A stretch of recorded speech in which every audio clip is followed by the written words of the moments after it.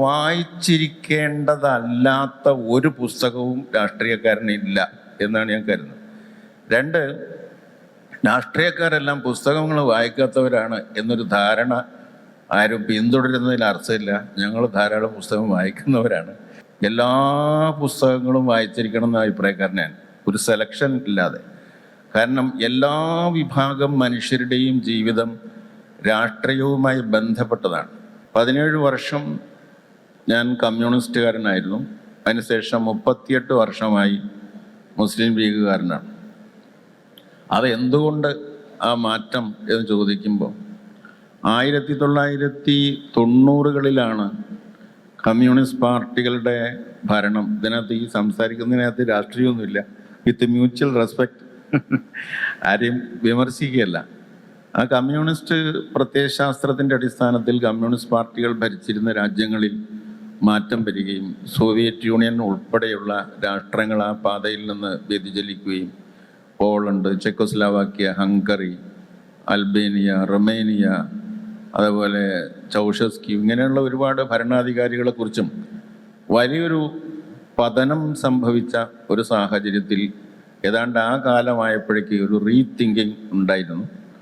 അതിൻ്റെ ഫലമായിട്ടാണ് ചെറിയ മാറ്റങ്ങൾ സംഭവിച്ചത്. എങ്കിലും സാമൂഹ്യമായ വികാസവും മനുഷ്യ സമത്വവും മനുഷ്യ സ്നേഹവും നന്മയും ഒക്കെ രാജ്യത്ത് നിലനിന്ന് കാണാൻ ആഗ്രഹിക്കുന്ന പ്രവർത്തനങ്ങൾ തന്നെയാണ് ഇപ്പോഴും നടത്തി വരുന്നത്.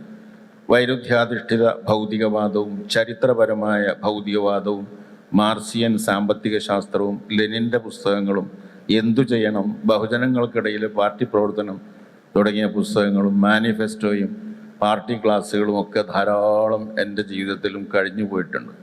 ഡയലക്റ്റിക്സ് അല്ലെങ്കിൽ ഡയലക്റ്റിക്കൽ മെറ്റീരിയലിസം എന്ന് പറയുന്നത് ഇന്നും ലോകത്തിലെ പല സംഭവവികാസങ്ങളെയും വീക്ഷിക്കുവാനുള്ള, വിശകലനം ചെയ്യാനുള്ള ഒരു ഉപാധിയാണ്. അതൊരു കുഴൽ കണ്ണാടിയാണെന്ന് മാർക്സ് പറഞ്ഞതുപോലെ അക്കാദമിക മേഖലകളിൽ ഇന്നും അതിന് പ്രസക്തിയുണ്ട്.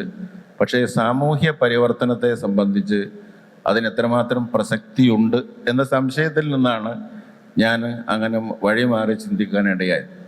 ഏതെങ്കിലും ഒരു പ്രത്യേക പുസ്തകത്തിൻ്റെ സ്വാധീനം എന്ന് പറഞ്ഞു ഇവിടെ രാഷ്ട്രീയ പ്രവർത്തകർ എല്ലാ പുസ്തകങ്ങളും വായിച്ചിരിക്കണം എന്ന അഭിപ്രായക്കാരനാണ്, ഒരു സെലക്ഷൻ ഇല്ലാതെ.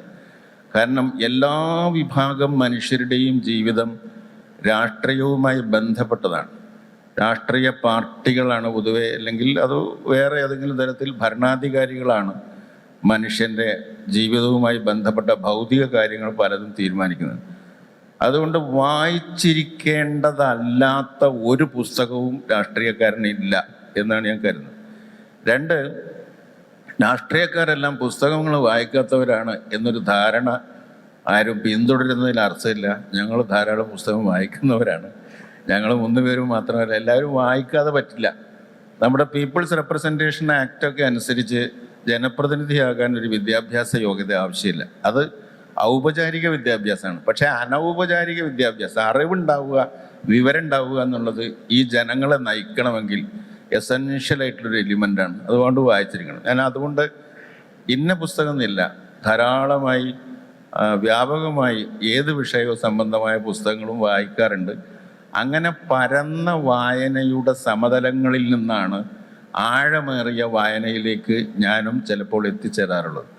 ചില പ്രത്യേക പുസ്തകങ്ങളും അറിവുകളും ആവശ്യമാണ്, അത്യന്താപേക്ഷിതമാണെന്ന് വരുമ്പോൾ അത് വേണ്ടി അഭിഭാഷകന്മാർക്ക് അറിഞ്ഞിരിക്കേണ്ടാത്ത കാര്യങ്ങളില്ല എന്ന് പറഞ്ഞതുപോലെ ഒരു അഭിഭാഷകൻ കോടതിയിൽ കേസ് നടത്തുമ്പോൾ അയാളുടെ മുമ്പിൽ ആരും സാക്ഷിയായിട്ട് വരാം.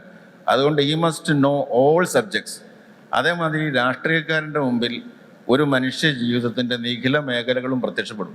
അപ്പോൾ അത് സംബന്ധിച്ചൊരു ബ്രീഫായിട്ടുള്ള ഇൻഫർമേഷൻ, നോളജ് രാഷ്ട്രീയക്കാരനുണ്ടാകേണ്ടത് ആവശ്യമാണ്.